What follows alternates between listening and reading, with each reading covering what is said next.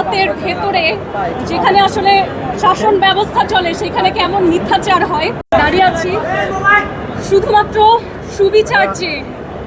আমার দেশের কাছে এবং এই আদালতের কাছে আমার একটাই চাওয়া ছিল, সেটা হচ্ছে আপনারা ন্যায় বিচার প্রতিষ্ঠা করুন, আমার মৌলিক মানবাধিকারটা আমাকে দিন। কিন্তু আমি আজকে অবাক হয়েছি যে আদালতের ভেতরে যেখানে আসলে শাসন ব্যবস্থা চলে সেখানে কেমন মিথ্যাচার হয়। কারণ আমার সাথে অলরেডি হচ্ছে যিনি ইনভেস্টিগেশনে আছেন সেই ব্যক্তি খুবই ভদ্র একজন মানুষ, ডিবির একজন পার্সন, তার সাথে আমার কথা হয়েছে। তারা আমার যে ফোন এবং ল্যাপটপ আছে সেগুলো অন করতে পেরেছে, চার্জ দিতে পেরেছে, আমার কাছ থেকে পাসওয়ার্ড জেনেছে, আমাকে জানিয়েছে যে আমরা আপনার ডিভাইসগুলো ওপেন করতে পেরেছি।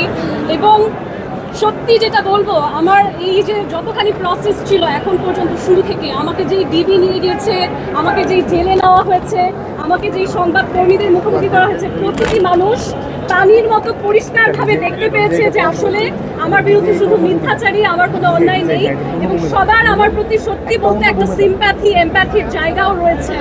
এবং সেই ব্যক্তিরাও আমাকে বলেছে যে আমরা সিআইডি থেকে খবরটা পাওয়ার সাথে সাথেই আপনাকে সহায়তার চেষ্টা করব। অথচ আজকে আদালতে শুনলাম যে আমার দিক থেকে নাকি পাসওয়ার্ড চার্জার দেওয়া হয়নি। মানে এটা আসলে কেমন মিথ্যাচার। এবং আমি আমার ডিভাইস ফেরত চাই, আমি কেন দিব না পাসওয়ার্ড? আমি চাই, আমার প্রয়োজনে, আমার কাজের জন্য প্রয়োজন। এবং আমি দেখেছি যে শুরু থেকে যে ডিএমপির স্টেটমেন্টও ছিল, আমাকে বলা হয়েছিল মেঘলা আলম। আদালতে এসে শুনি পিপি বলছেন মেঘলা আলম।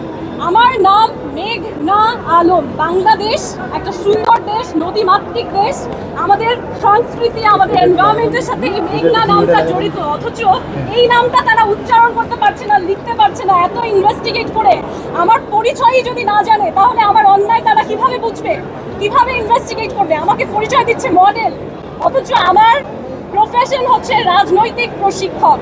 আমি শুধুমাত্র যে মিস বাংলাদেশ আর্ট 2020 সালে হয়েছি তাই নয়, গত 2 বছর ধরে আমি মিস আর্ট বাংলাদেশের ন্যাশনাল ডিরেক্টর। ন্যাশনাল ডিরেক্টর মানে কি, এই আন্তর্জাতিক যে কম্পিটিশনটা হয় সেখানে এখন আমি জাতীয় যে সংস্থা যেটা রান করে সেই পার্সনটাই আমি এইটার এখন হেড। তো আমার এই পরিচয়টা গোপন করে আমাকে একটা মডেল হিসেবে উপস্থাপন করে যে এই বিচার ব্যবস্থা, তারা তো আসলে আমার সম্পর্কে কিছুই জানে না। তারা কিভাবে ইনভেস্টিগেট করছে, তারা কিভাবে বিচার কার্যক্রম করছে, সেই প্রশ্নটা আসলে আমি মানুষের কাছে রাখলাম। আমার দেশে অসংখ্য মানুষ মিথ্যা মামলায় হয়রানি হয়, অসংখ্য মানুষ সুবিচার পায় না। আজকে আমি এখানে দাঁড়িয়ে আছি শুধুমাত্র আমার নিজের জন্য নয়, আমার লড়াই আমার বাংলাদেশের প্রতিটি মানুষের জন্য। আমরা বারবার নিজেদেরকে বিদেশিদের হাত থেকে রক্ষা করেছি, একবার নয় বহুবার। এটা আমাদের রক্তের সাথে মিশে আছে। আমরা সেই ব্রিটিশ বিরোধী আন্দোলনের সময় ছিলাম, তারপর যখন অবিভক্ত বাংলাদেশ ছিল সেই সময় আমরা পাকিস্তানের কাছ থেকে নিজেদেরকে মুক্ত করেছি, আমরা ভারতীয় আগ্রাসন থেকে আমাদের দেশকে মুক্ত করেছি, আমরা স্বৈরাচার বিরোধী আন্দোলন করেছি। এখন এই 2025 সালে কেন বলা হবে যে সৌদি আরবের কোনো এক প্রভাবশালী ব্যক্তির ইশারাতে আমার দেশের ন্যায় বিচার বন্ধ হয়ে থাকবে? এটা তো হতে পারে না।